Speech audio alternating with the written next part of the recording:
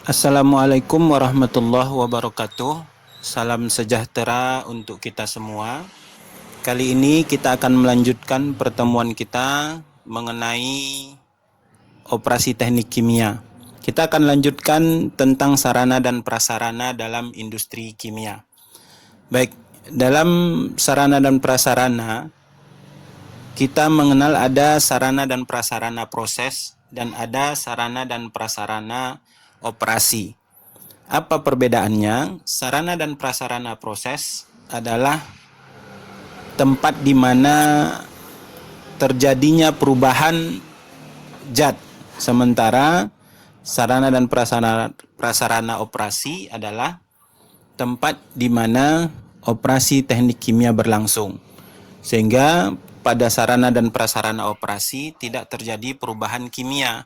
Dan sarana prasarana operasi ini hanya mencakup kepada 6 hal yang sudah dibahas di pertemuan pertama. Di antaranya adalah perubahan suhu, komposisi, fasa, lokasi, yaitu mengenai transport dan sebagainya. Ada 6, nanti bisa diulang kembali. Nah, kita lanjutkan. Di sini berbeda ya sarana prasarana proses dengan sarana prasarana operasi. Nah, ini ada contoh reaktor. Ini termasuk dalam alat proses karena pada reaktor ini terjadi perubahan zat. Ya, jadi dia bukan alat operasi. Nah, sementara yang lain ya nanti bisa dilihat perbedaannya, apa yang dimaksud dengan proses, apa yang dimaksud dengan operasi. Nah, sementara ini ada alat evaporator. Ini masuk alat operasi karena terjadi peristiwa perubahan fasa ya, penguapan. Demikian juga dengan destilasi, ini termasuk alat operasi. Kemudian pompa. Pompa ini alat operasi perubahan lokasi ya untuk fluida. Kemudian ada kompresor. Ini juga termasuk alat operasi ya. Kemudian ada conveyor. Conveyor ini juga termasuk kepada alat operasi transport lah, perpindahan lokasi vertikal. Nah, kita akan masuk kepada derajat keberhasilan. Dalam operasi teknik kimia ada beberapa hal yang harus diperhatikan. Yang pertama adalah keberhasilan 100% pada umumnya hanya ada di dalam teori. Jadi mustahil atau sedikit sekali kemungkinan keberhasilan dalam operasi itu mencapai 100%. Nah, dengan demikian dalam kenyataan kita tidak perlu mengharap keberhasilan 100%. Ya, ada beberapa aspek yang tidak saling identik ya, yang menentukan keberhasilan teknis ya. Di antaranya kita bisa mengenal ada istilahnya konversi, selektivitas dan yield.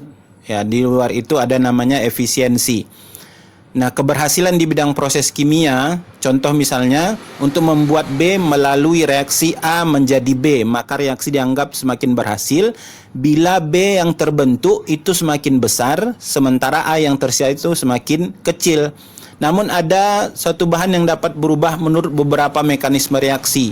A berubah menjadi B atau A berubah menjadi C. Maka dalam proses ini ada 3 hal yang perlu kita ketahui. Yang pertama itu disebut dengan konversi, yaitu perbandingan A berubah terhadap A mula-mula. Itu disebut dengan konversi. Kemudian ada disebut dengan selektivitas, yaitu perbandingan A berubah menjadi B terhadap A yang berubah seluruhnya. Nanti akan dijelaskan. Perbandingan A yang berubah menjadi B terhadap A mula-mula disebut dengan yield. Nah, ini 3 hal yang perlu dipahami. Nah, contoh, bila dianggap A semula itu disebut dengan A0. Kemudian A pada waktu N itu disebut dengan AN. Dan A yang berubah menjadi B itu disebut dengan AB. Maka A yang berubah itu sebanyak A mula-mula dikurang A yang berubah pada waktu N. A0 dikurang AN. Dengan demikian, konversinya adalah A sama dengan A0 dikurang AN per A0. Karena apa? A yang tersisa berapa berbanding dengan A mula-mula. Kemudian selektivitas ya, AB berapa banyak A yang sudah berubah menjadi B per A0 kurang AN berapa banyak A yang sudah berubah. Kemudian yield itu AB per A0. Nanti bisa dipahami, diulang-ulang kembali.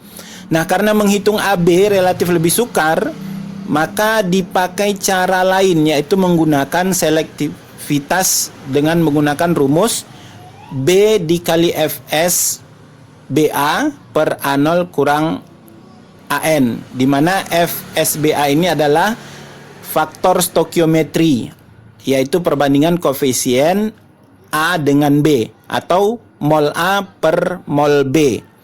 Ya, sehingga kalau reaksinya A menjadi B, maka faktor stokiometrinya 1. Kenapa? Karena koefisien A 1, koefisien B 1, 1 per 1. Kemudian A menjadi 2C, faktor stokiometrinya 1/2. Nah, ini contoh soal, bisa diulang-ulang dan diperhatikan. Nanti jika ada hal yang ingin ditanyakan, boleh langsung chat via grup kelas yang sudah dibentuk. Baik, anak-anak, silahkan, ada tugas yang Bapak berikan di halaman terakhir, yaitu ada 2 soal, nomor 1 dan nomor 2. Nanti silakan dikerjakan di kertas lembar dan kumpulkan fotonya ke Google Classroom. Terima kasih.